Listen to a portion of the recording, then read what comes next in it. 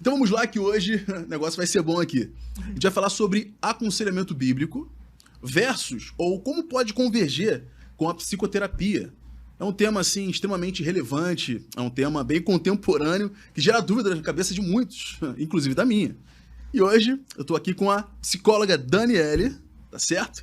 E também com o teólogo, o pastor Eduardo. Hoje esse negócio vai ser muito bacana aqui, tá certo? Então vamos para eles agora.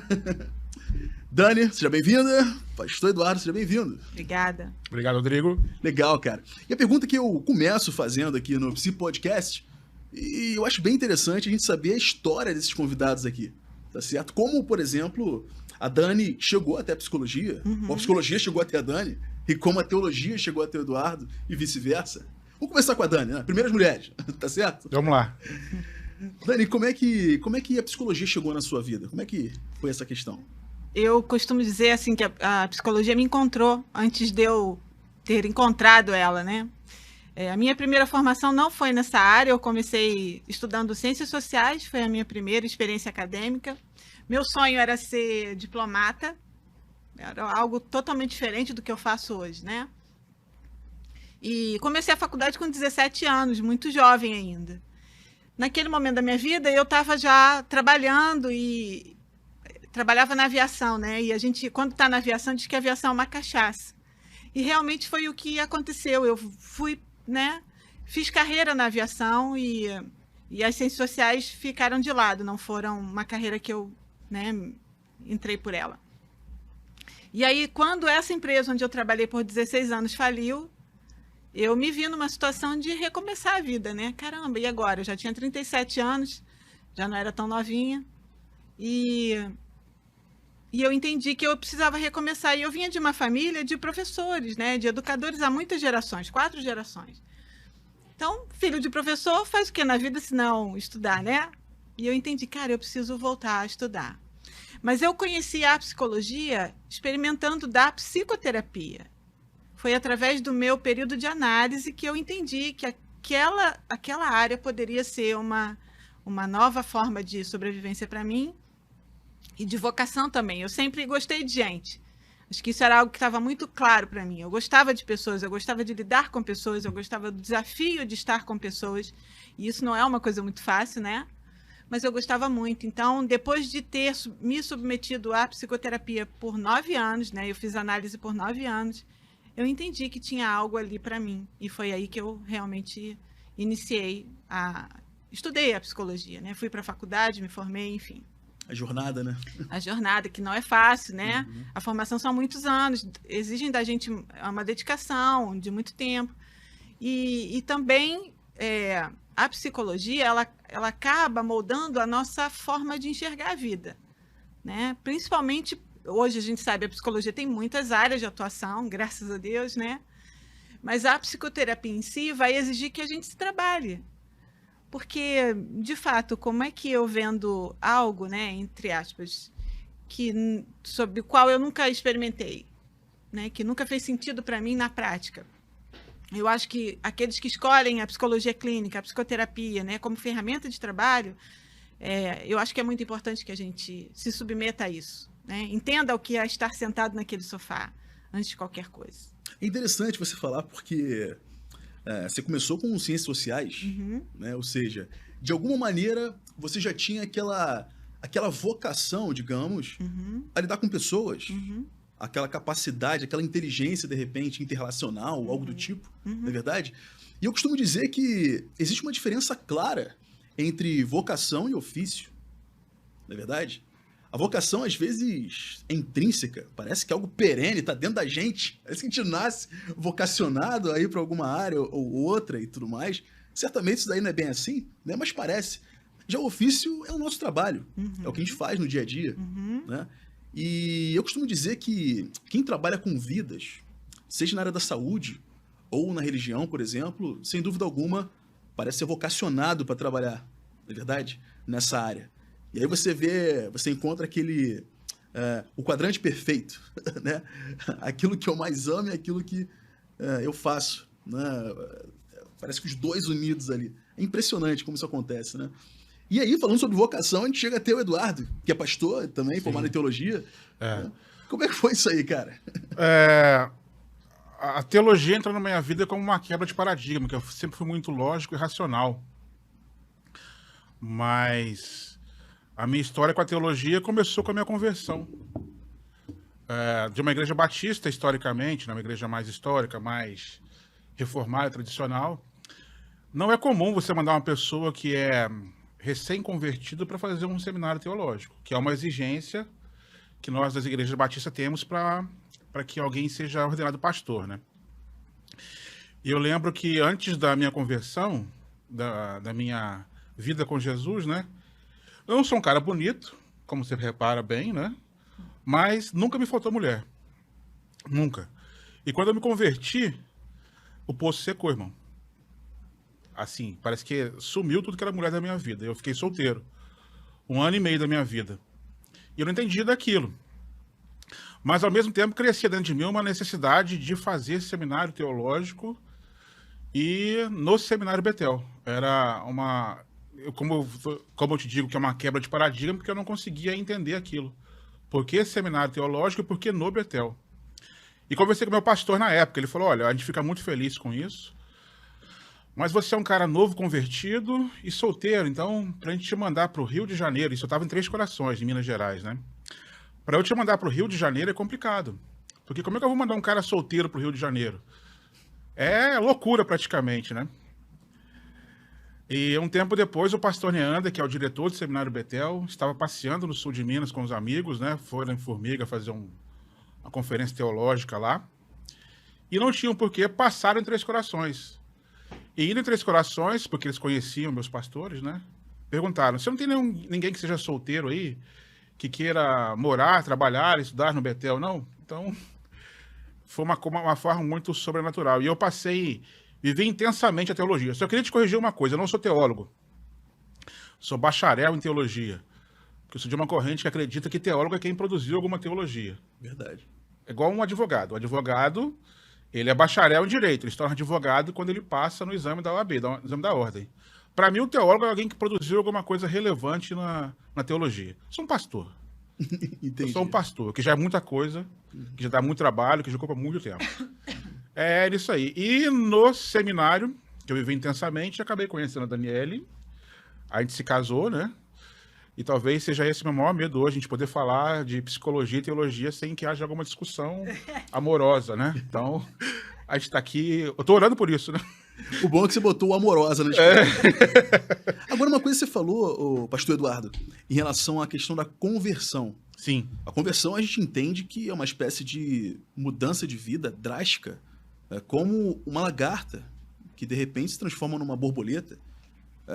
Parecem criaturas totalmente distintas, apesar de serem a mesma criatura. Uhum. Né? A conversão, como aconteceu contigo exatamente? Tu consegue falar um pouquinho pra gente aí? Rodrigo, eu sou um cara mediano. Meus sonhos são medianos, a minha vida... O que eu tinha antes da... A minha ideia, por exemplo, antes da conversão, era ter uma vida mediana. Eu queria ter um trabalho de gerente de uma loja que eu trabalhava, formar uma família e viver de uma forma tranquila e feliz. Mas não era o plano de Deus para mim. Você me conhece, a gente é amigo. Você tá aqui de pastor Eduardo, essas coisas, mas a gente é amigo. Você me conhece, sabe o quanto eu gosto do sentido das palavras. E conversão é nada mais que uma mudança drástica de direção. Conversão se eu estou indo para cá, eu tenho que fazer uma conversão e voltar no caminho contrário. A conversão, no entendimento bíblico, eu não ando mais como eu quero, eu ando mais como Deus quer. Então essa para mim é a conversão. É quando eu entrego o meu controle, o controle da minha vida na mão de Deus, que eu acho que a coisa mais difícil é entregar o controle na mão de alguém que você não vê, que você sente. Você sabe que existe, tem convicção que ele existe, mas você não vê. É difícil entregar o controle de uma coisa na mão da minha esposa, dela entregar um controle da minha mão que todo lado. Mesmo da televisão. É engraçado falar, né? Porque a gente estava rindo, porque se você for pensar em duas pessoas diferentes nesse mundo, somos eu e ela. Até pela roupa você vê que branco e preto, gosto de comida, o que vai comer, o que não vai comer, o que gosta de comer, o que não gosta.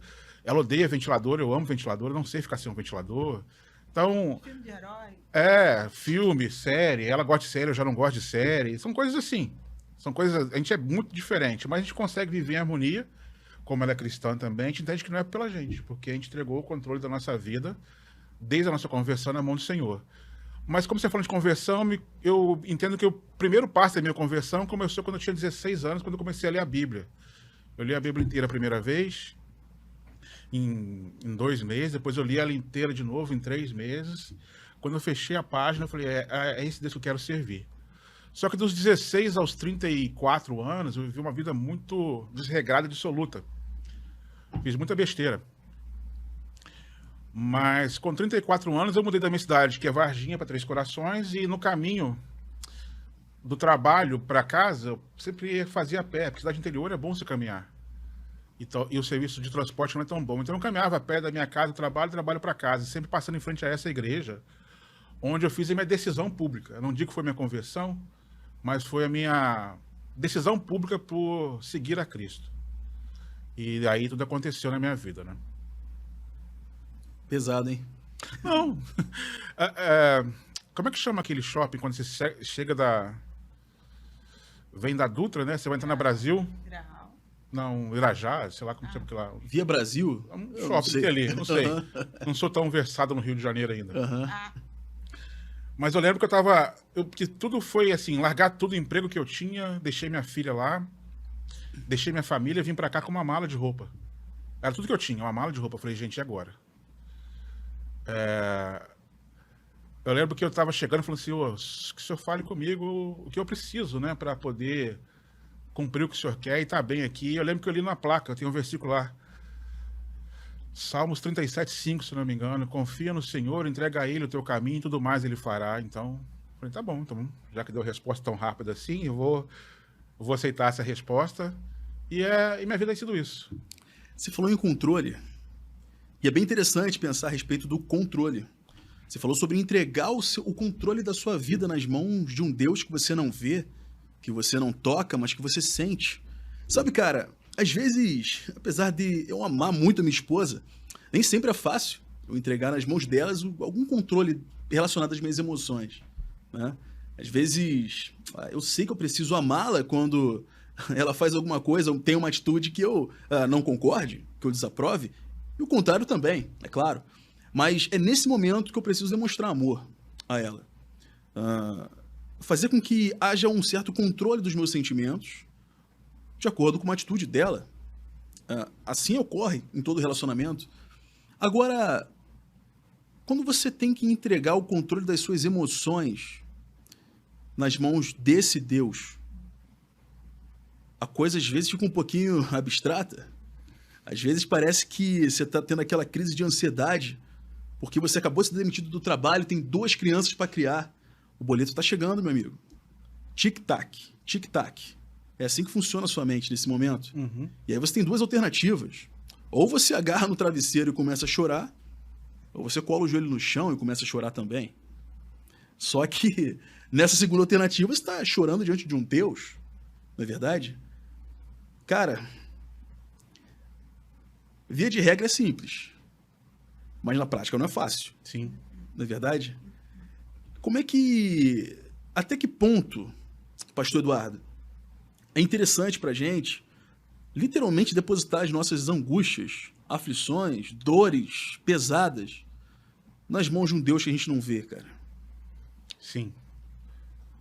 Sobre emoções, o que eu entendo é que a Bíblia fala que você tenha que entregar o controle da sua emoção na mão de Deus. Porque a emoção ela é intrínseca ao ser humano. O que diferencia um animal do ser humano é que o ser humano tem emoção, creio eu, leigo nesse assunto. E o animal tem instinto.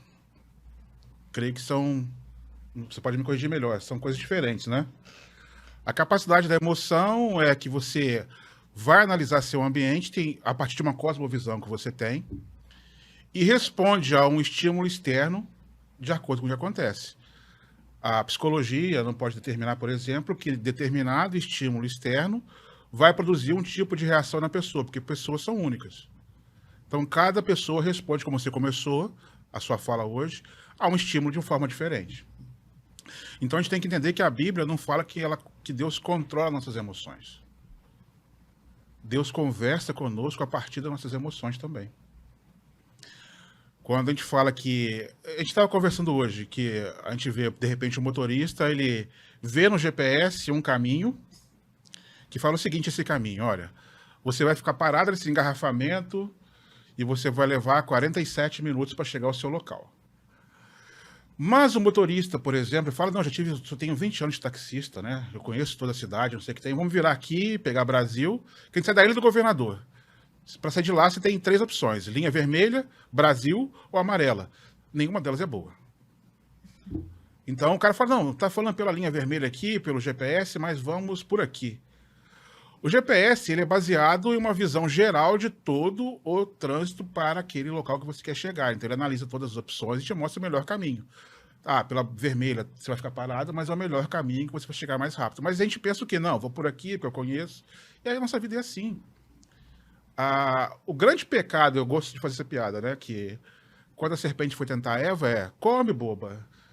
Faz bem pra pele, pro cabelo, pra unha. E não foi isso que ela falou. O que ela falou vocês serão como Deus. E para mim a grande tragédia da humanidade caminha nisso, né? Da gente achar que a gente é como Deus, conhecedor do bem e do mal. A nossa emoção é baseada dentro de uma visão que nós temos de agora.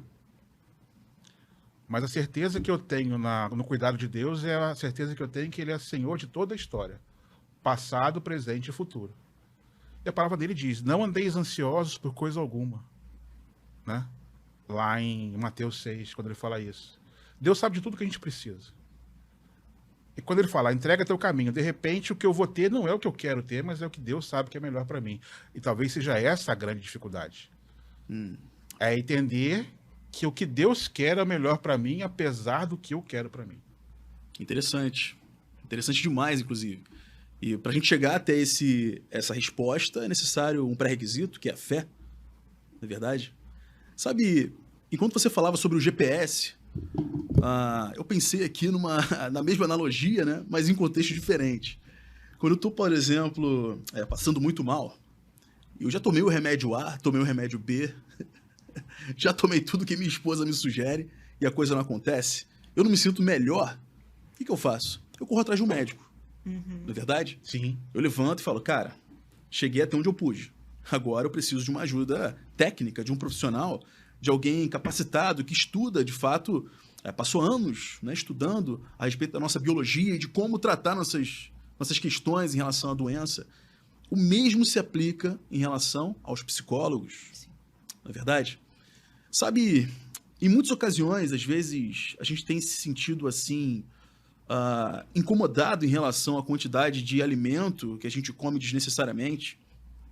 Ou então, a gente evita sair de casa porque a gente antecipa, a gente antevê certas situações que podem acontecer lá fora, mas que não aconteceram ainda. Mas a gente toma aquilo como verdade e fala, não, hoje eu não vou sair de casa porque realmente, não sei, eu acho que vai acontecer isso, isso, aquilo, então não vou sair de casa hoje não.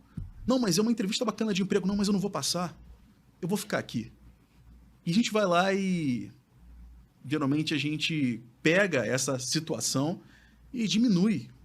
Falando, não, é coisa boba, é coisa que eu estou pensando aqui, mas, enfim, não é nada mais do que isso, não. O tempo vai passando, isso vira um transtorno, ou uma crise, ou uma doença, não é verdade? Sim. Precisa de tratamento.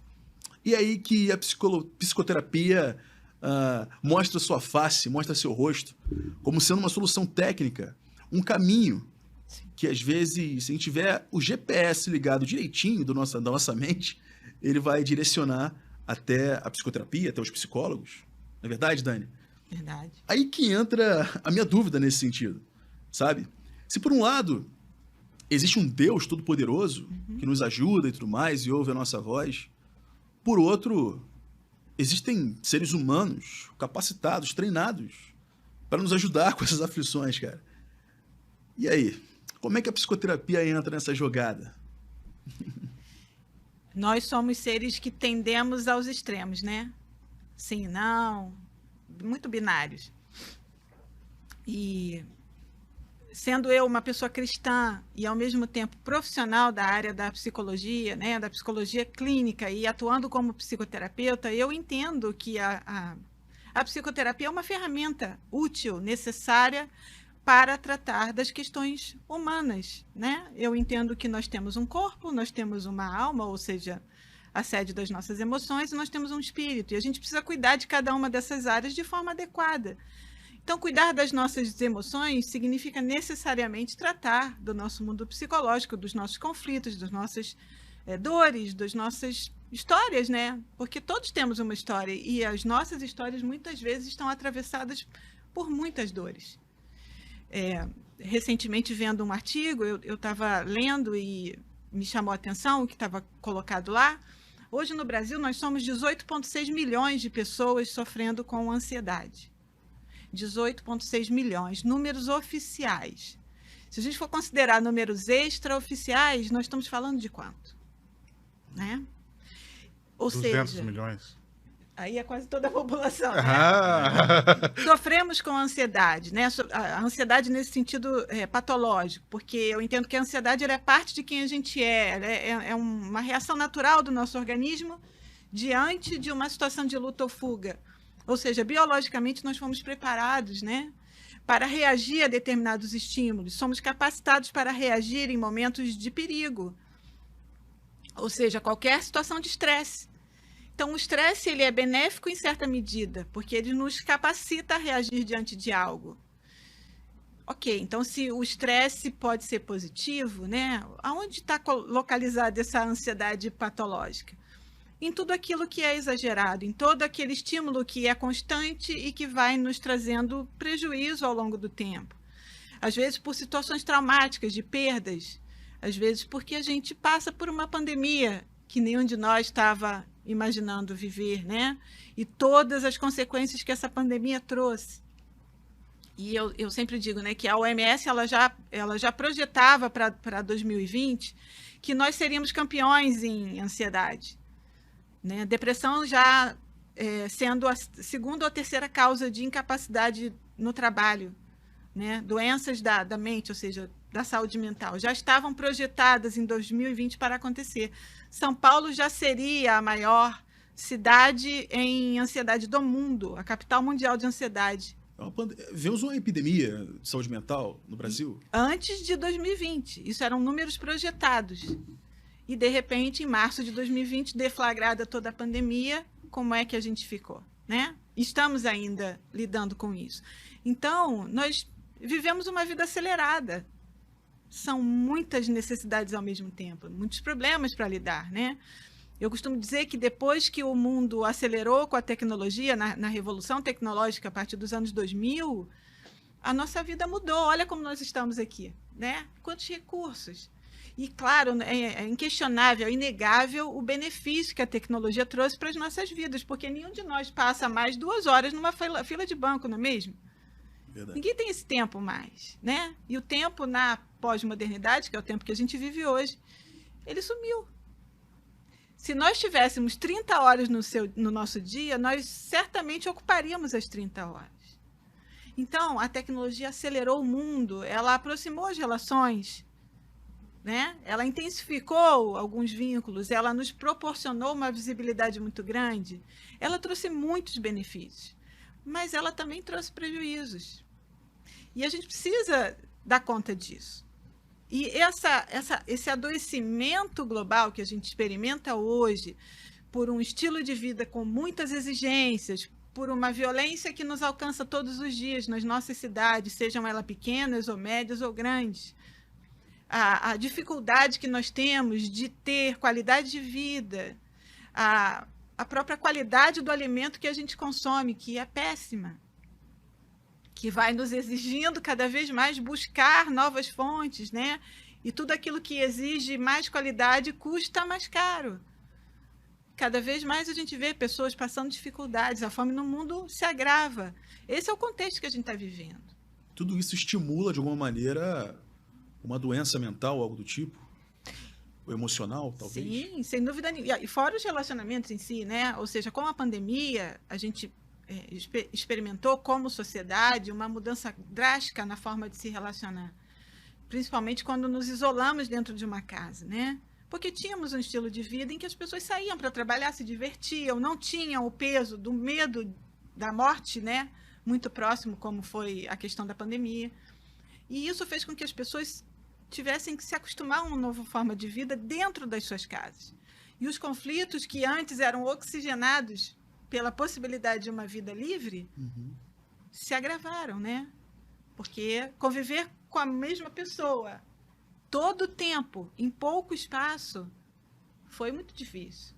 E eu acho que as consequências ainda estão aí. Então, todos estamos experimentando, em alguma medida, um pouco desse adoecimento psicológico, né, que a condição social desse tempo trouxe. E aí é que entra, eu acho, que a ferramenta da psicoterapia, porque foi realmente fundamental. E para você que é profissional da área ou que está pensando em fazer psicologia, né, que pensa nisso como uma possibilidade, uma ferramenta de trabalho, eu te encorajo a fazer, porque realmente há espaço para todo mundo trabalhar. E isso é algo que há 10 anos atrás não existia, né, com tanta... Claro, sempre existiu a psicoterapia, mas hoje o volume de procura é muito grande. Tem espaço para todo bom profissional. Tem evidência, parece. Né? Muito grande, né? Então, tudo que é Até bom... inventaram um robô psicólogo, por exemplo. A inteligência artificial está aí por isso mesmo, né? A gente não sabe o que vai rolar aí daqui a pouco. Chat psicólogo GPT IA+. Vou ressuscitar Freud daqui a pouco aí. Pois é, grande desafio, né? É. Então, eu penso que a psicoterapia é uma ferramenta fundamental. E ainda que eu seja cristã, né, e entenda que no momento em que eu estou atuando como psicóloga dentro de um setting terapêutico, eu estou ali como uma profissional da área, eu preciso respeitar quem está na minha frente, né? Quem está ali não está interessado no que eu acho a respeito do que ele traz. Ali eu sou uma ferramenta de ajuda e eu entendo que as respostas estão nele. E eu sempre uso essa metáfora que uma vez eu aprendi com uma amiga minha, psicóloga também, uma pessoa muito especial para mim, que a psicoterapia é como se fosse um caminho escuro. Estamos eu e o meu cliente, o meu paciente ali. E eu digo para ele, olha, a gente tem um desafio aqui à frente, a gente tem um caminho para seguir. Está escuro. E a diferença entre nós dois é que eu vou aqui com uma lanterna, tentando iluminar esse caminho, junto contigo. A gente vai caminhar junto. Olha, tá vendo aquele obstáculo? O que você acha? Olha, percebe que a gente vai precisar fazer um contorno? O que você pensa sobre isso? E aí a gente vai caminhando um tempo nesse caminho, até que essa pessoa encontre condições nela para continuar a caminhada. E ali eu terei cumprido a minha tarefa e ela segue a vida. Mas o aprendizado desse caminho ficou dentro dela. Não porque fui eu que mostrei ou despertei, mas porque ela mesma decidiu fazer isso. Quer dizer, a função do psicólogo basicamente é ajudar o outro a encontrar as respostas que estão dentro dele. Não é o que eu acho sobre aquilo, não é o meu valor, o meu princípio sobre aquilo. Como profissional da psicologia, a minha função é auxiliar essa pessoa, sem julgamento, dentro de um espaço de confiança, de sigilo, de confidencialidade, de respeito acima de tudo, e de regras, porque o mundo é feito com regras, e a gente precisa caminhar nisso. Então, os meus princípios, os meus valores como cristã, me ajudam a entender que naquele momento e naquele local eu preciso ser a melhor profissional que eu puder. Não estou ali para convencê-la de nada. E isso já é bastante coisa. Difícil, mas necessário. E você falou um negócio sobre a lanterna, né? Essa lanterna, por exemplo, que você falou nessa metáfora, nessa analogia, seria como se fossem as metodologias, né? Já testadas e comprovadas cientificamente e tudo mais, que geram tarefas ou algo semelhante a todo paciente. E ele seguindo aquele processo e tudo mais, não engessado, claro, sempre personalizado, né, para cada um, ele chega, né, pelo menos ele tende a chegar ao objetivo dele, não é verdade? Sim. Essa seria a espécie da lanterna, né? Agora eu tenho uma pergunta que, ainda nesse ponto de vista, nesse contexto que a gente está conversando aqui agora, que é sobre a academia. Já que se a lanterna é uma metodologia comprovada, né, que faz do camarada chegar do ponto A ao ponto B dentro de um processo terapêutico, né, como a academia enxerga o processo religioso, por exemplo? Como um aliado no processo ou como um inimigo ou algo similar? Essa é a pergunta de $1 milhão, né? Com certeza Também é relativa, né? Não, muito importante, porque fé e razão sempre foram dois lados, né? de um diálogo, dos lados opostos do mesmo diálogo. E eu creio que Eduardo vai falar sobre isso de uma forma muito apropriada, porque isso tem sido algo que o preocupa e que ele tem falado a respeito disso. Então, durante muito tempo, e em alguns nichos acadêmicos, a gente não vê um bom olhar, né, sobre a religião em si. Mas agora, né, estamos falando de pós-modernidade, século XXI, em que tudo, né, escapou à nossa compreensão dentro daquilo que era o esperado ou planejado. Já existem muitos estudos que consideram a fé e até a prática religiosa como ferramenta importantíssima no processo de recuperação do indivíduo. A revista Veja publicou em 2020, dezembro de 2020, um estudo que foi feito pela Sociedade do Estado de São Paulo, de Cardiologia do Estado de São Paulo, com dados a respeito da melhora do quadro de pacientes que exercitavam a sua fé durante determinada quantidade de dias na semana. E eles chegaram a essa conclusão porque, observando a partir, né, de exames e alguns dados, né, que eram coletados, até organicamente falando, e aí a neurociência hoje está trazendo muita coisa interessante sobre isso, o indivíduo tinha, aquele que aderia a algum tipo de prática e de fé, ele tinha uma melhora muito maior na sua produção de dopamina, de endorfinas, ou seja, a adesão ao tratamento era melhor por conta da fé, por conta de uma esperança depositada em algo. Porque quando a doença chega, ela, dependendo da doença, do que seja, ela necessariamente nos confronta na nossa condição de onipotência. Porque nós achamos que nós damos conta de tudo, né? Essa semana eu ouvi algo muito interessante de uma paciente minha, falando sobre um possível diagnóstico de uma doença grave. E ela disse assim, olha, eu me senti traída pelo meu corpo. Porque eu achei que eu tinha o controle. E, de repente, mesmo fazendo tudo certinho, eu percebi que eu não tinha controle nenhum. E isso gera uma angústia muito grande. E a gente, né, necessariamente vai dar conta disso dentro do tratamento psicológico, né? Como é que lida com isso? Mas hoje a própria ciência já considera a fé como instrumento de melhora, como instrumento de adesão ao tratamento, como instrumento de confiabilidade desse paciente naquilo que está sendo proposto para ele e, naturalmente, no resultado que aquilo pode trazer. Instrumento, né? Mais uma peça do quebra-cabeça. Exatamente, né? Não é algo que vai roubar ali o resultado, né? A fé como algo, como um ópio, né? Que muitos filósofos colocam dessa forma, né? Mas como instrumento de ajuda. Pastor, você me olhou com uma cara que me preocupou. Porque agora vai virar pra você, cara. Me preocupou a cara que você fez aí. Fé e razão são antagônicos, cara? Falar em antagônicos é muito complicado. Vou citar os nomes, porque você conhece. A minha formação teológica é no Seminário Teológico Betel. E lá eu pude conviver com homens incríveis.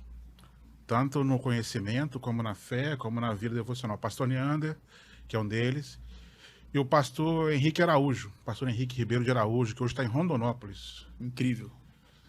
E ele falou que a fé não é ilógica, nem alógica. Quer dizer o quê? Que ela não prescinde da lógica, da razão, e nem ela é contra a lógica da razão, ela é supralógica. Porque existe um momento que a razão tem um limite, mas a fé não. Então ela é supralógica. Eles caminham junto, e chega um ponto que ela vai continuar porque a razão não consegue responder. Consegue dar um exemplo? Exemplo... Uma condição, por exemplo. Eu posso falar de uma vez que uma pessoa me perguntou. Ela falou o seguinte, olha, a fé para mim, ela é completamente contra a razão. Eu falei, não é. Eu falei, não, eu sou uma pessoa que crê na lógica, crê no que eu vejo, no que eu posso provar. Eu falei, mas você tem fé então? Não, eu não tenho fé. Eu falei, você tem fé. Eu falei, a minha fé eu tenho em Deus, mas você tem uma fé também. Eu falei, não tenho. No que você crê? Eu falei, eu creio na razão. Qual a base da razão? Ele falou, a lógica. Qual a base da lógica? Então vamos lá, vamos mais profundo. Ah, o conhecimento humano. Qual a base do conhecimento humano? E fui caminhando com ele. Ele falou, pensamento. Eu falei, beleza. Me prova que o pensamento existe. Você consegue provar, Rodrigo, que o pensamento existe? O pensamento é. Você consegue provar o pensamento? Qual que é a forma do pensamento? É um balãozinho assim, com tipo aquele de gibi, vazio?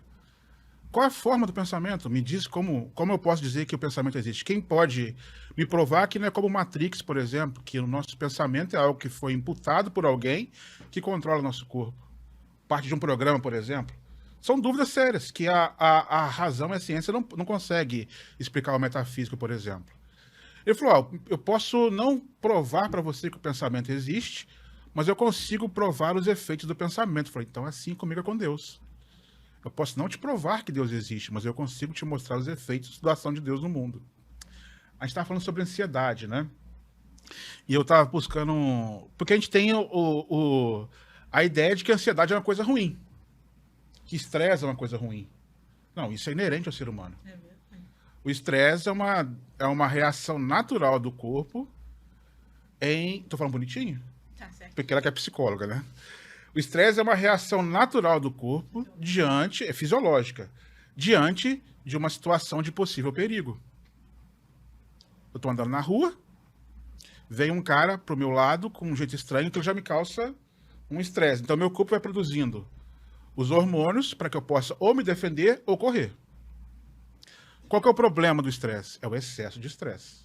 Você começa a ver todas as situações como perigosas para mim. Ou se eu vivo num contexto em que elas... Se eu vivo num contexto em que elas são reais, não só como eu vejo, né? Mas se elas existem, ou seja... Alguém que está numa guerra, por exemplo... Sem dúvida nenhuma. A pessoa que está numa guerra, ela não está livre de sofrer estresse em momento nenhum. De que esse estresse, né? Você vê a situação de pessoas que passam por guerra. Muito. E que esse estresse, ele é constante na vida dessa pessoa. Imagina, eu estava vendo que lançaram um míssil na Ucrânia, num lugar onde as pessoas iam se reunir perto de uma praça. Como é que fica a cabeça dessa pessoa quando tem que sair para outro lugar? Vou ao mercado. Isso não é uma tarefa comum mais. Já é uma tarefa que gera estresse. A gente estava falando também sobre ansiedade. A ansiedade é ruim? Não. A ansiedade está ligada à volição, ao desejo, não está? Também, né? Também. Por exemplo, eu vejo Jesus lá em Lucas 22:15. Olha, eu estava desejoso, eu estava ansioso de comer esta ceia com vocês. É um desejo. Pô, eu quero estar com vocês. Eu queria muito, muito isso, né? Saudável. É saudável. A questão para mim, Rodrigo, e volta a ser na primeira palavra que eu trouxe, do controle. É se o meu desejo está de acordo com o que Deus deseja e tem a vontade dele para mim. A vida para Deus, a vida do homem para Deus, aos olhos de Deus, é um evento. Porque Deus, quando ele vê passado, presente e futuro, tudo junto. Para Deus é um evento. Mas a vida do homem, aos olhos do homem, é uma jornada. Porque é dia a dia, hora a hora, evento a evento. É um caminhar, passo a passo. Então essa é a diferença.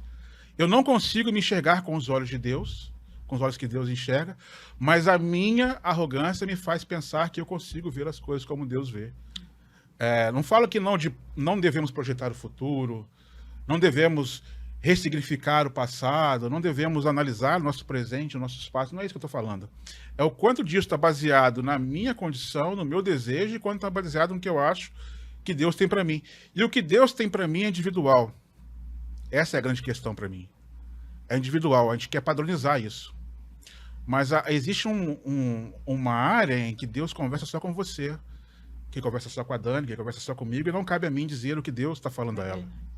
Isso é uma parte pessoal. Você queria falar? Você falou algo que me chamou a atenção, que eu acho que é uma fonte de adoecimento muito presente no nosso tempo, né? Que são contextos religiosos, inclusive, em que existe abuso mesmo, abuso espiritual, abuso teológico. Posso só te cortar um pouquinho antes de entrar nisso? Uhum. Que acho que isso vai ser importante. Só queria fazer uma observação de uma coisa que a gente falou.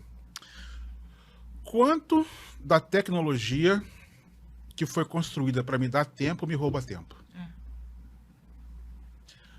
Qual que é a área da saúde, da medicina, que tem crescido mais hoje? Você sabe?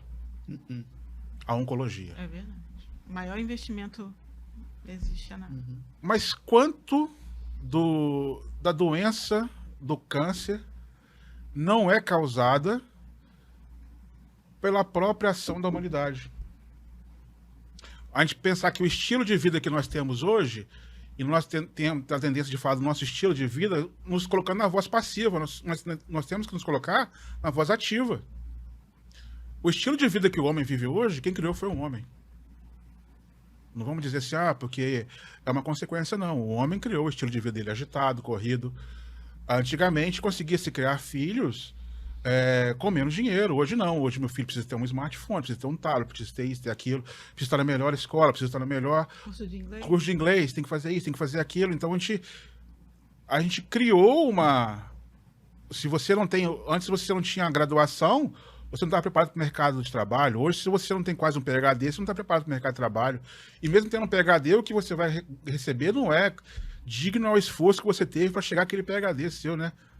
Então é isso. Quanto desse mundo que a gente sofre hoje, quanto desse mundo caótico, é diretamente com a responsabilidade do ser humano. Desculpa te cortar. Não. Mas você está falando uma coisa interessante sobre o abuso espiritual, né?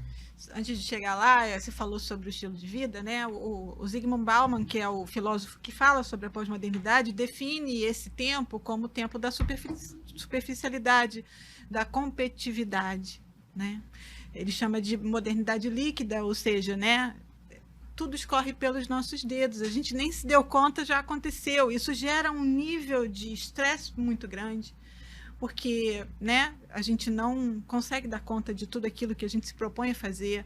A sensação de que eu estou perto de alguém e, ao mesmo tempo, estou distante dele emocionalmente. Isso é interessante, né? Como eu escuto essa queixa, né, no consultório de pessoas que são jovens, que têm acesso a tudo, que têm, né, estão conectadas nas redes sociais, nos sites de relacionamento, mas que não conseguem aprofundar um relacionamento. Porque eu vejo a tecnologia, ela une os distantes e separa os próximos. Tem pessoas, quando a gente falou, né, que as pessoas disseram, mas a pandemia acabou com o casamento. Não, ela só revelou a verdade. Revelou que as pessoas moravam numa mesma casa sem se conhecerem de verdade. Aí quando se conheceram de verdade, foram obrigados a não ter aquela oxigenação, né, de... Tá falando na minha cabeça? Eu vou sair pra rua. Vou fazer alguma coisa, vou trabalhar. Como que eu vou pra rua se tem o vírus lá fora, né? Então as pessoas foram obrigadas agora, e aí? Prazer, meu nome é Eduardo, Daniel, tudo bem? O que você gosta? Qual é a coisa que você mais gosta? O que você gosta de comer? Tem pessoas que vivem na mesma casa e não sabem os gostos do outro. É hora de resolver. É hora de resolver a questão. Aí quando for resolver, foi não, isso não é pra mim, não. Porque antigamente eu podia ficar no trabalho até tarde. Eu casei com essa pessoa, né? Que essa cara... Você não é a pessoa que eu idealizei. O que aconteceu com você, né?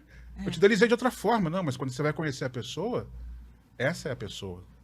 E esse talvez seja o grande desafio da vivência cristã, do que ela traz pra gente isso. Entender que pessoas são pessoas. Nós temos a capacidade de... eu vou falar como cristão também, que a gente tem que fazer a meia-culpa. Nós somos muito rápidos a reconhecer os erros dos outros e sermos lenientes com os nossos próprios erros. Isso é uma característica cristã muito feia desse tempo. Do julgamento. Do julgamento. A gente precisa melhorar isso. E esse é o ponto que eu estava falando antes sobre ambientes que são nocivos, ambientes religiosos, né? Nosso ponto aqui é sobre isso, que são nocivos também.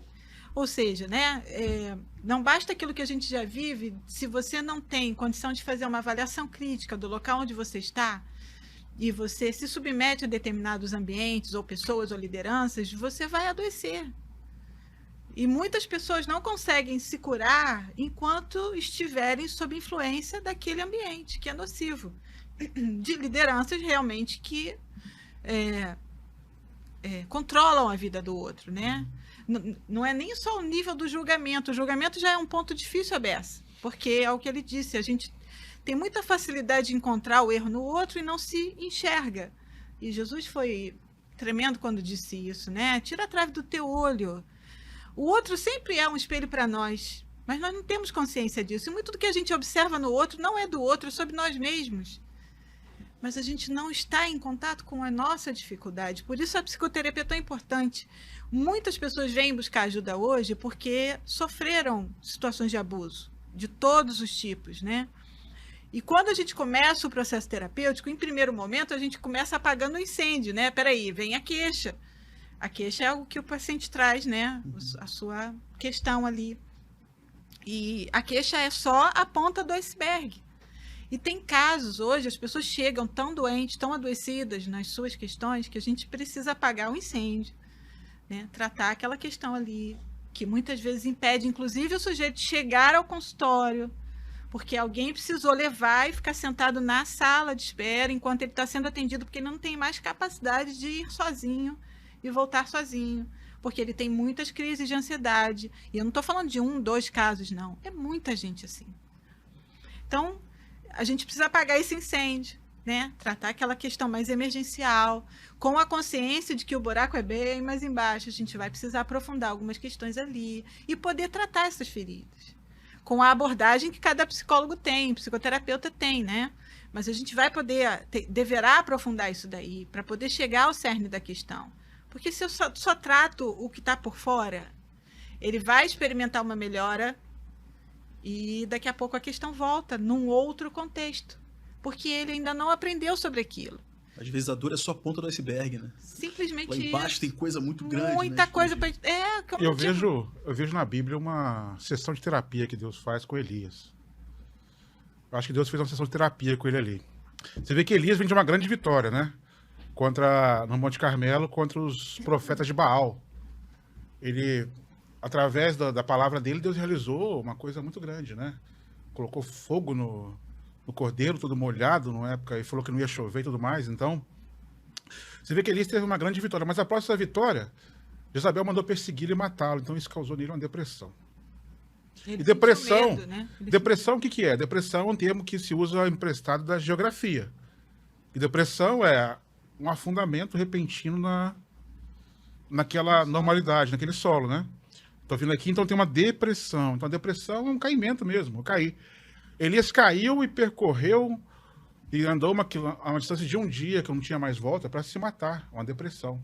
Deus usou uma psicologia com ele, falou, meu filho, dorme, come um pãozinho aqui, que mandou um anjo para fazer, né? E caimeu mais, depois Deus conversou com ele depois. É essa questão. O que eu acho de abuso, às vezes, nas igrejas, achar que a pessoa sofre por depressão por falta de fé. É verdade.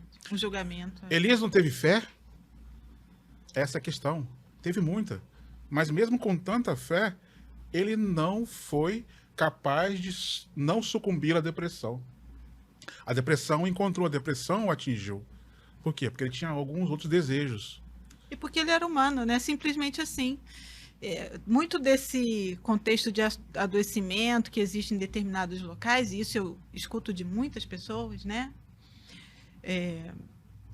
Justamente por essa falta desse olhar misericordioso, de compaixão mesmo, né? A pessoa está sofrendo. Sim. E ainda diante do sofrimento da pessoa, dela não saber lidar com aquilo, ou, no caso da depressão, uma doença incapacitante, progressiva, que vai ganhando espaço, que traz encolhimento da vida, afeta multifatorialmente a vida dessa pessoa, né? O social, o biológico, o psicológico, vai ganhando espaço. Então, mesmo diante de alguém que está assim, né? Essa pessoa vai a alguém que ela considera como liderança para ela, né? E recebe uma palavra do tipo, isso é falta de fé. Ainda que a gente possa dialogar em outros contextos sobre a questão da fé, naquele momento, aquela pessoa precisa de ajuda. Se ela vai a alguém, ela está buscando ajuda. E receber uma palavra dessa destrói uma vida. Destrói, inclusive, a perspectiva de fé que aquela pessoa ainda tinha. Muitos estão feridos na sua fé, na sua relação com Deus, por conta de contextos religiosos que não são saudáveis. Rodrigão, uma coisa que eu acho que é importante falar. A Bíblia é suficiente? A Bíblia é suficiente. Mas eu quero te fazer uma pergunta. Você conhece alguém que possa viver plenamente o que a Bíblia diz? Não existe. Existiu. Existiu. Que era? Jesus. Só ele. Ele é a palavra, ele é o verbo, ele é o Deus encarnado, ele é o projeto de homem, de humanidade que Deus idealizou. Ele Não só idealizou, mas viveu. Ele mostrou que é possível. Então, nesse caso... Desculpa te interromper. Não, tranquilo. Então, nesse caso... Depois a gente faz um gabinete. Pois é. Então, nesse caso, o que é interessante observar, até que talvez seja o ponto central, né, dessa conversa e tal, de toda essa discussão que existe hoje, tanto na academia como fora dela, né? É uma dúvida sincera de muitos cristãos, né? E não cristãos também, de outras religiões e tal. Mas no caso do contexto cristão, a Bíblia se mostra como suficiente, como atemporal, tá certo? Um local onde a gente encontra todas as nossas respostas, certo? Ela é pregada dessa forma. Sim. Ela é ensinada dessa forma. A Bíblia é suficiente. Eu confesso que isso daí causa uma certa dúvida na mente de quem passa por essas dores, né, Dani? Sem dúvida. Ou seja, se no primeiro momento eu sou um cara cristão e que tem passado por algo semelhante à depressão, eu começo a entender isso daí e penso, não, peraí que tá faltando fé. Porque se Deus é onipotente, todo-poderoso e tudo mais, e aqui tem a resposta, o problema tá em mim. Culpa. Culpa, olha aí, ó, tá em mim. Eu preciso encontrar aqui, começa a folhear, e ora, e jejua, e faz tudo aquilo que a teologia nos oferece, né, como solução, e a coisa não acontece como essa pessoa vai lá e imagina. E aí a consequência disso, o resultado é a culpa, em muitas ocasiões, né? Cara, como é que a gente resolve essa equação, pastor? Rodrigo, sendo bem sincero e falando como cristão, a Bíblia, ela é suficiente, só que nós, que somos manchados pelo pecado, somos incapazes de ter acesso a toda essa suficiência. A questão é essa. A Bíblia fala que Deus vai prover tudo que me é necessário. Alimento, moradia e comida. Então, quem diz que a Bíblia é suficiente em todas as coisas e que quem não está seguindo a Bíblia estritamente, tem falta de fé, tem que parar de trabalhar. Concorda comigo? Faz sentido. Não tem? Essa pessoa nunca pode ir num dentista. É verdade. A questão é, como cristão eu creio que nós somos espírito, alma e corpo. A Bíblia, ela lida com uma área que a psicologia não lida. É verdade. A Bíblia trata com a questão espiritual, que é, e novamente digo, como cristão falando, nós, e me incluo nesse, como Paulo diz, como o maior pecador de todos. Nós somos seres falhos, corrompidos pelo pecado. O que a Bíblia trata comigo?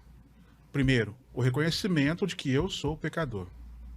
Segundo, que eu preciso de um Salvador, que por meios próprios eu não consigo alcançar minha salvação. E que Jesus é esse Salvador. Então a Bíblia, nessa questão espiritual, ela trata disso. Na minha questão com o pecado, a Bíblia não é um livro que se propõe à ciência.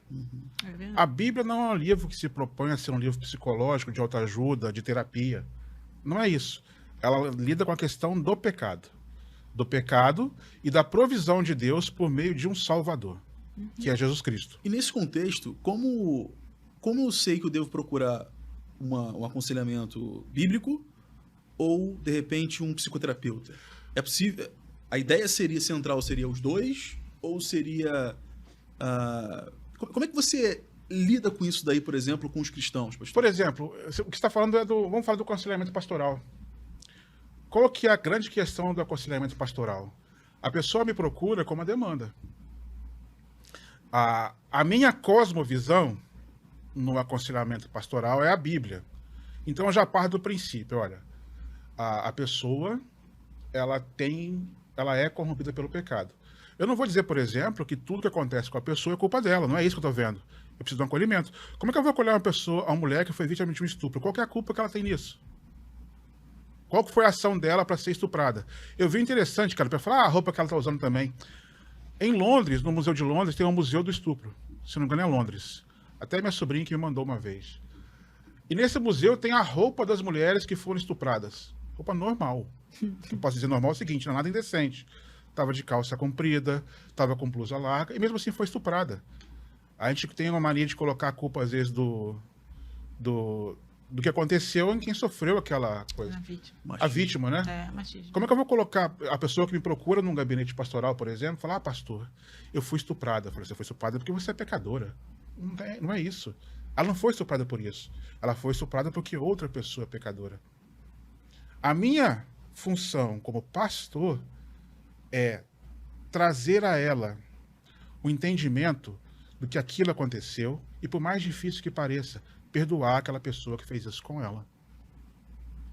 E quando você aconselha uma ovelha, né, um cristão, a buscar uma ajuda técnica, no caso, uma psicoterapia? É importante demais essa pergunta, porque ela passa por duas coisas que são muito impressionantes. Nós temos pastores que dizem que a pessoa não precisa ir a um psicólogo porque a Bíblia é suficiente. Ok, legal. Mas eu busco entender, como um bom psicólogo, né, que eu tenho uma psicóloga em casa, qual que é o discurso oculto atrás disso? Será que não é controle? Eu já falei isso.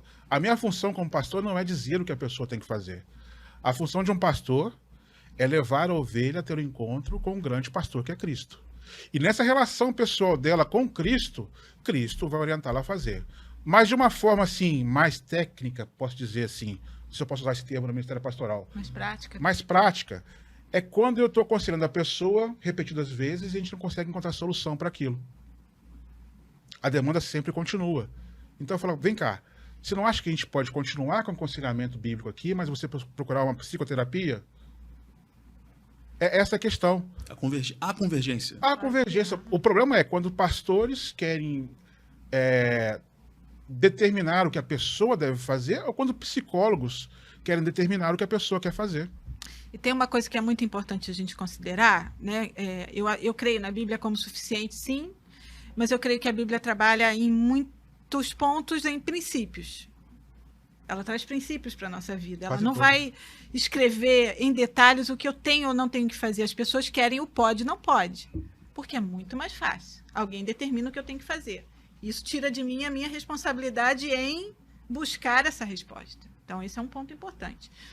Segundo, né? Ou seja, a Bíblia trabalha com princípios. Segundo, quando eu estou falando em aconselhamento pastoral, aconselhamento bíblico, né? A gente tem um pressuposto que conduz esse trabalho, como o Eduardo falou, que é a Bíblia. Quando eu estou falando em psicoterapia, eu estou falando na psicologia ou na psicanálise, estou falando de outro paradigma, né? Outra referência teórica, outro olhar de homem. Não existe psicoterapia cristã. Apesar de eu ser cristã, eu sou uma psicóloga exercendo a minha função dentro de um parâmetro técnico. Mas o que não impede, por exemplo, de um cristão se sentir mais confortável em procurar um psicólogo que tenha a mesma cosmovisão dele. O que acontece hoje em dia é isso, ou seja, porque eu já participei de alguns debates dentro da academia, assim, dentro de um ambiente, né, mais acadêmico a respeito disso. As pessoas não entendem, os meus colegas não entendem. Como assim? Não existe psicoterapia cristã, né? Como se a gente estivesse juntando as duas coisas. Não, isso não existe, né? O que existem são psicólogos que são cristãos, mas que precisam entender que a sua função profissional dentro de um setting terapêutico é ser orientado pela visão teórica da sua abordagem de trabalho, a sua abordagem técnica. Uma piadinha sem graça. Não fica imaginando a pessoa procura um psicólogo cristão, está com depressão, chega o psicólogo, não, isso é pecado, meu irmão. Imagina. Existe de tudo, você né? Imagina isso. É pecado, você está em pecado, por isso você está com depressão. Então, vai no psicólogo justamente para entender as questões que não são espirituais. Vocês falaram um ponto, e até para continuar, Dani, o seu raciocínio, vocês falaram um ponto que elucidou bastante. A questão do controle. Né? Você vê muito isso no processo terapêutico? Sim, adoecimento por causa disso. Muitos casos em que você está conversando com alguém que é cristã ou praticante de outra religião e toda hora a pessoa joga, né, na mesa, ali no processo terapêutico. Não, mas o meu pastor disse isso. Mas o padre disse tal coisa. Não, mas o meu sacerdote tal, né, disse isso e aquilo. Difícil, hein? Lidar com isso, né, Dani? Nessa hora que você vai lá e... Como é que você trabalha essa questão, cara? Posso acrescentar mais uma coisa? Como é que você lidaria, por exemplo, com uma pessoa que tem um marido que é abusivo? Uma mulher que te procura porque ela tem um marido abusivo. Tenho muitos casos. Fato. Existe. Isso é real, né? Ou um homem que procura porque a esposa é abusiva. Sim. A minha função como profissional, primeiro, é colher essa informação, né? Colher essa história, a história do sujeito, e a gente entende que o indivíduo está imerso nesse contexto, então ele precisa entender em que medida, né, ele chegou até ali e o que ele precisa fazer, né, nesse momento da história para lidar melhor com aquilo. Então eu não posso dizer o que ele tem para fazer, eu preciso ajudá-lo a crescer, a amadurecer, né, entender, saber se o que ele quer necessariamente é o que ele acha que ele quer. Eu acho que isso é um ponto bem, bem difícil e que trabalha a nossa onipotência profissional, né?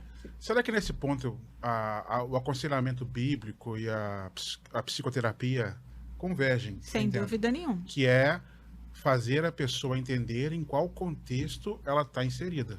E ajudá-la a rever suas escolhas, fazer melhores escolhas por ela mesma, não por mim, por ela mesma.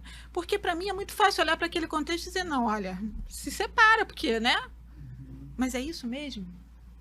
Eu preciso ajudá-la a entender o que significa isso. Essa pessoa está destituída da sua capacidade de ser, naquele momento, protagonista da sua história. O propósito da psicoterapia é isso, tornar a pessoa capaz de ser a agente principal da sua própria história, de ser protagonista da sua história. Então, se ela sai de uma relação abusiva, em que alguém rouba dela, né, a sua vida, e ela entra num setting terapêutico e eu ocupo esse lugar, dizendo para ela o que ela tem que fazer, ela não vai melhorar nunca. Ela precisa amadurecer. E aí, nesse sentido, sim, o aconselhamento bíblico vai ajudá-la a perceber em que momento da história ela está e buscar em Cristo as respostas para a vida dela, ainda que ela tenha na figura do pastor alguém que vai caminhar com ela, para que ela não se sinta sozinha, para que ela possa encontrar forças, para ela vencer aquele momento, para fazer as decisões que ela precisa fazer, e em alguns momentos a gente até ajudá-la a entender, olha, isso aqui é esperado de uma relação homem-mulher, isso aqui não é não. Uhum. Violência física a gente trata através de lei, né? Você precisa fazer alguma coisa, porque senão essa mulher morre. Eu lembro de uma em Três Corações, quando uma esposa veio queixar o pastor, que o marido estava agredindo. O pastor chamou eu e mais 2 irmãos. Aí ele chegou lá e falou, olha, eu não estou aqui para fazer nada. Perguntou para ela, você quer que eu te leve para a delegacia agora para dar queixa? Ela falou, não, eu não quero. Eu falei, então é o seguinte, estou com 2 testemunhas dizendo que eu estive aqui, queria te levar à delegacia, queria fazer a denúncia, você não quer que isso seja feito. Né? Aí virou pro cara, só que é o seguinte, se você bater nela de novo, eu vou vir, vai ser eu, não vai ser só mais os 2, não. Aí vai vir com mais pessoas, eu vou te pegar e vou te levar para cadeia. Então isso é uma questão prática. É verdade. Se a gente for falar, por exemplo, da psicologia, da psicoterapia e do aconselhamento bíblico, é o seguinte, a psicoterapia, se eu puder resumir uma frase, ver se você concorda comigo. A psicoterapia ajuda a pessoa a ter um olhar para dentro. O aconselhamento bíblico pastoral ajuda a pessoa a ter um olhar para Cristo. Porque a ideia, como a gente chama de pastor, o que a Bíblia diz como pastor, que o grande pastor é Cristo. Os outros pastores são como se fossem contratados. Ele é o dono do aprisco é onde ficam as ovelhas ali protegidas dos lobos. E no contexto de um pastor, quando ele tem esses pastores contratados, ele fala o seguinte, ó, você vai pegar essas ovelhas aqui, você vai levar naquele pasto ali. Então o que o pastor contratado faz é determinado por aquele o dono de tudo. Então Cristo é o dono da coisa toda. O meu papel como pastor é levar aquela ovelha até onde Cristo quer que eu a leve e promover o encontro dessas duas, da ovelha e de Cristo, porque ela pertence a ele. O grande problema do abuso é achar que a ovelha é minha. É verdade. Ela não é minha, ela é de Cristo. Tudo que eu acho que é meu, eu quero determinar o que deve ser feito, então ela não é minha. Então é nisso que eu acho que alguns pastores, grandes pastores, derrapam e pecam. Né? Temos que pastorear conforme as orientações de Cristo. O Augusto Cury tem uma fala muito interessante, isso tem muito a ver com a visão do Freud, né? Que todo desejo neurótico por controle é sinal de doença psicológica. Se eu preciso controlar o tempo todo, eu, na verdade, estou adoecido e não sei. Segurança. Insegurança. É melhor, como eu digo, né? Se eu preciso controlar, isso me traz sofrimento, e de repente eu entendo que eu não tenho controle de nada, então o que eu preciso tratar é a minha insegurança. Eu preciso tratar aquilo que motivou esse sentimento. Eu preciso entender em que momento da história isso aconteceu e fazer alguma coisa com isso, né? Entender a minha história e poder ressignificá-la, a palavra que a gente gosta tanto, né? Fazer novas escolhas, porque isso é possível, isso é muito possível. Mas para eu conseguir fazer isso, eu não vou, né? Como eu ouvi essa semana, psicoterapia não é miojo, não, né? Não é uma coisa rápida, instantânea. O ser humano, ele quer tudo para ontem. Ele não quer submeter ao processo. E seja no nosso processo de conversão, na relação com Cristo, que é uma coisa que transforma a nossa vida durante a vida toda, é um processo contínuo, né? Eu nunca estou pronto. Na psicoterapia, da mesma forma, não vai ser de uma hora para outra. Então, as pessoas às vezes vêm, estão mal, conseguem ter uma melhora inicial e abandonam o processo. Não houve tempo suficiente para a gente trabalhar o que precisava ser trabalhado, né? Então, ser capaz de suportar o processo é o que traz amadurecimento cristão e é o que traz maturidade para a vida. Seja o processo de aconselhamento bíblico, seja o processo de cuidado pastoral, seja o processo de psicoterapia.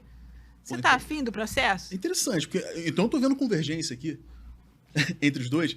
E além de ver convergência, tá um pouquinho mais claro para mim.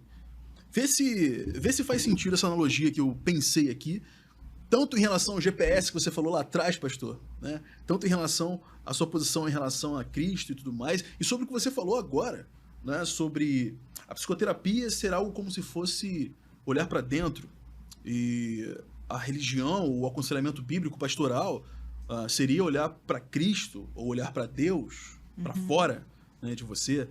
Seria como se eu estivesse num caminho, ou numa jornada, como você disse, né? Que nós estamos aqui vivendo, step by step, ou seja, passo a passo, né? Sem saber o dia de amanhã, sendo que Deus já sabe todas as coisas. Seria como se eu estivesse nessa jornada, rumo a Deus, tá certo? Ou o conhecimento de Deus, ou aquilo que a minha fé me propõe, certo? E por fora, eu estou ali no aconselhamento bíblico, caminhando nessa direção. Através do pastor, através do sacerdote, através do padre e tudo mais. Mas eu não estou andando sozinho. Eu preciso de um carro, por exemplo, para me ajudar nessa condução, para me ajudar a chegar até o destino que o GPS me propõe, que no caso é a Bíblia, por exemplo. Só que quem nasce sabendo dirigir? Eu preciso aprender a passar marcha, eu preciso saber a qual velocidade eu posso andar. E se o carro der defeito, eu preciso saber como reagir a ele. Isto é, eu estou olhando para dentro, eu estou olhando para aquela ferramenta que está ali junto comigo, numa espécie de simbiose entre eu e o carro, máquina e eu, né? Naquela direção. Ou seja, a psicoterapia, o autoconhecimento, seria como se nessa jornada, nesse GPS, nessa estrada da vida, o aconselhamento bíblico me estimula e me ensina a chegar até Cristo. E a psicoterapia me ajuda a conduzir o volante. Seria mais ou menos isso? Pode dizer que o aconselhamento bíblico ele te revela a estrada. E a psicoterapia te faz caminhar por essa estrada. Faz sentido, Dani? Acho que sim. Porque, como disse, né? Como pastor, como cristão, como servo de Cristo, como alguém rendido ao senhorio de Cristo e de Deus na minha vida, por que a Bíblia ela é reticente contra a adivinhação do futuro? Porque o futuro já está determinado. O apóstolo Paulo, que nenhuma das coisas que a gente pode viver nesse mundo se compara com a glória vindoura que teremos quando Cristo voltar. Então eu sei que tudo já vai dar certo. Independente do que eu passar por aqui, eu sei que no final tudo vai dar certo.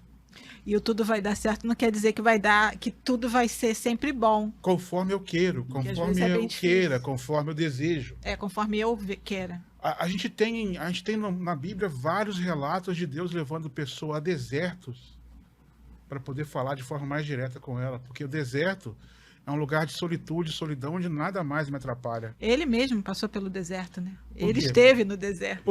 Por que Deus às vezes nos conduz a desertos? Por amor. Para ele falar, cara, você precisa de uma correção de rota. Essa questão da correção, né, me faz lembrar de uma... Não, pode ir. Me faz lembrar de um ponto que é muito importante, que a gente foge dele como humanos, né? Que é a questão da frustração. Nós temos muita dificuldade de lidar com a frustração, mas ela é essencial para o nosso crescimento, para o nosso aprendizado, né? Só te interrompendo, como eu sempre faço, como seu marido, né? Que ela odeia isso. Perdão. Mas a nossa sociedade está cada vez mais preparada. Cada vez menos preparada. Mais preparada e preparando as pessoas para não ter que lidar com frustração.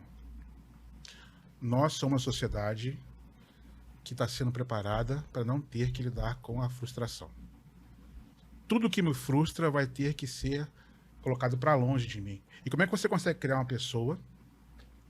Como é que você consegue criar um ser humano que em nenhum momento vai passar por alguma frustração na vida? Desde pequeno, né? O que essa pessoa vai pensar da vida? Que ferramentas ela desenvolve para lidar com os problemas, né? Porque é desde pequeno que a gente vai aprendendo sobre isso. Nós somos seres sociais, eu sempre gosto de frisar, né? Desde o momento em que a gente nasce, né? A gente é gerado na barriga da nossa mãe ali por 9 meses e já vai se, de alguma forma, experimentando, né?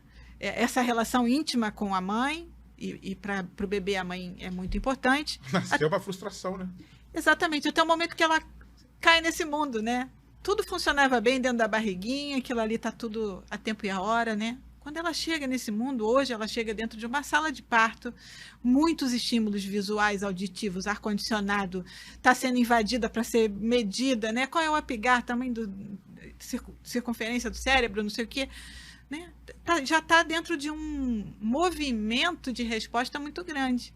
E depois dali ela é inserida no primeiro e mais importante contexto social da vida dela, que é a sua família. Primeiro núcleo onde ela vai se despertar como ser.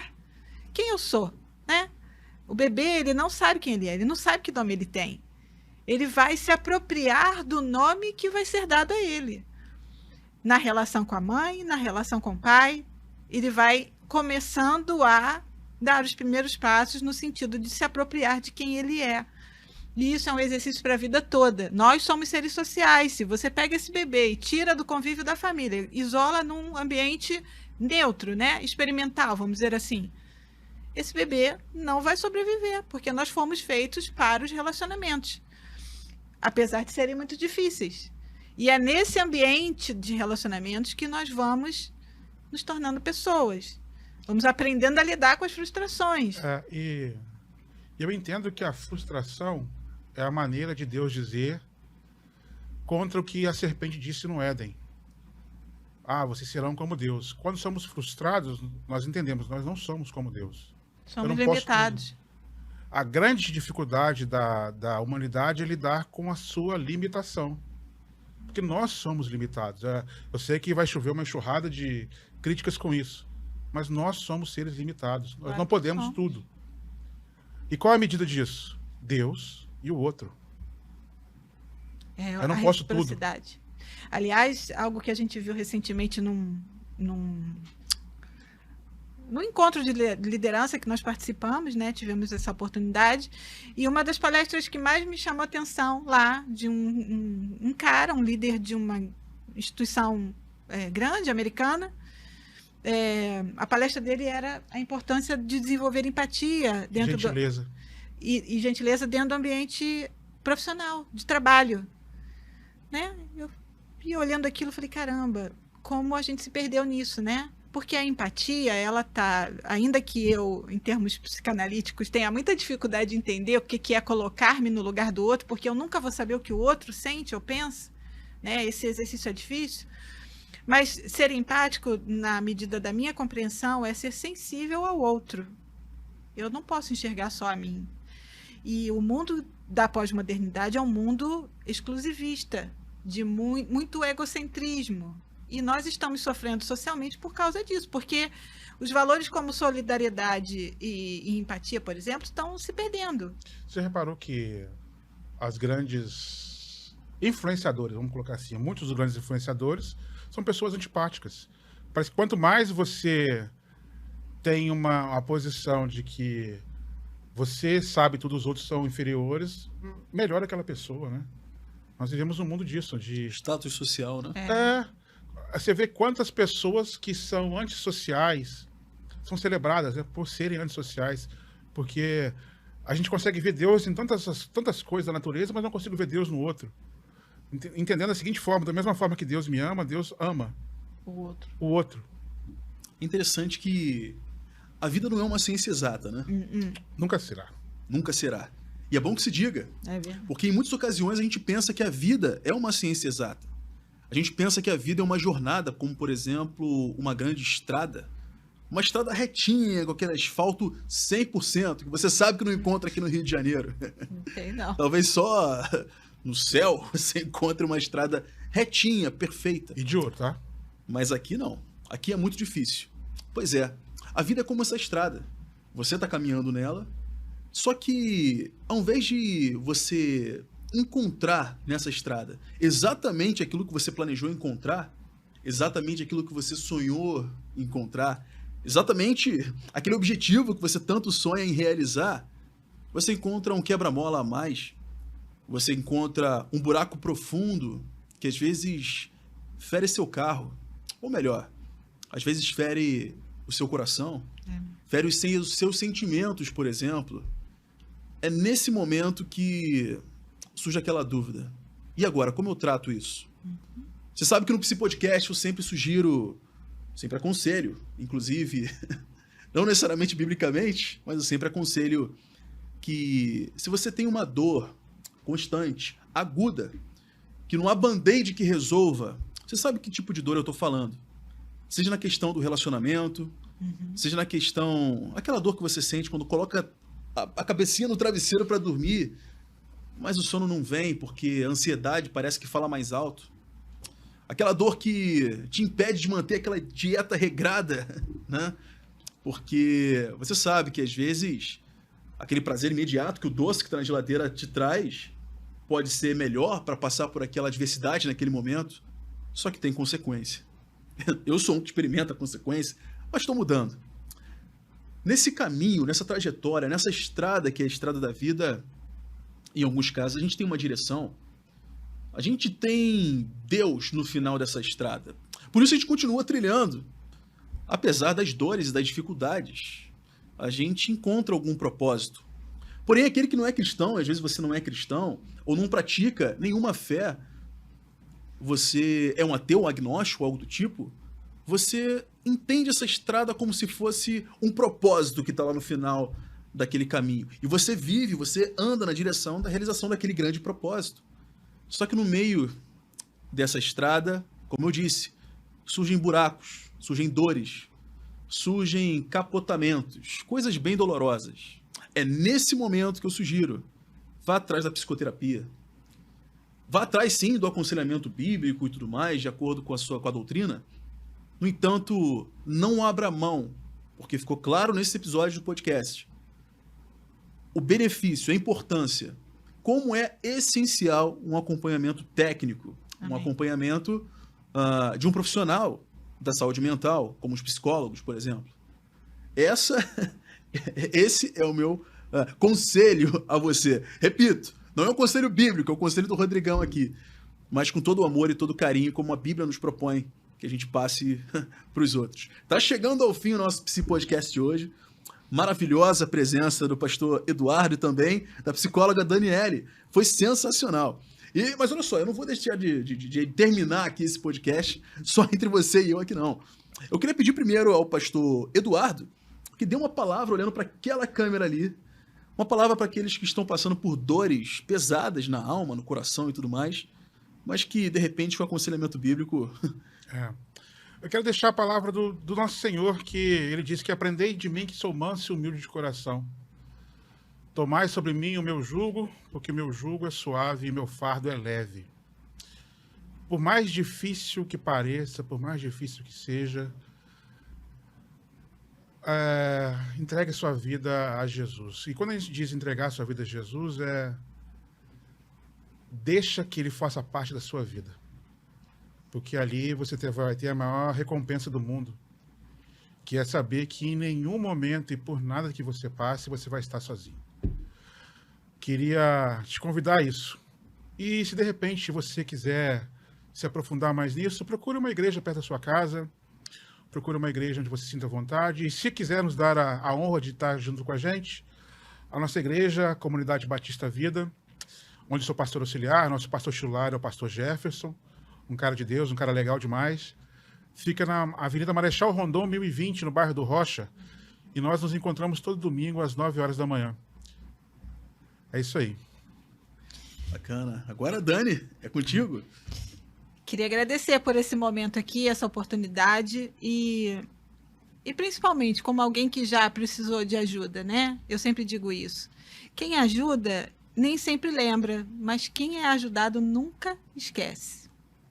E eu já fui muito ajudada. No momento em que eu ainda não conhecia a psicoterapia, eu tive alguém que se sensibilizou pela minha dor e me disse, olha, eu conheço alguém que pode te ajudar, e me pegou pela mão, literalmente, e me levou a alguém que fez parte muito importante da minha história de vida e depois profissional. Hoje ela não está mais entre nós, ela já é falecida, né? Que foi a minha terapeuta durante muito tempo. Então, eu queria lembrar aqui o que o Eduardo falou. A gente, às vezes, passa por coisas muito difíceis e se cobra de ter que melhorar e não posso estar assim, e a coisa vai ficando pior. Você não está sozinho, procura ajuda. Hoje temos tantos recursos, tantas formas, tantos profissionais. Além de tudo, depois da pandemia, atendimentos à distância, né? Em que isso facilitou muito a vida, né? A gente pode estar em locais diferentes geograficamente, podemos estar muito próximos numa chamada de vídeo, isso é sensacional. Então, não se cobre de ter que dar sozinho solução para os seus problemas, procure ajuda.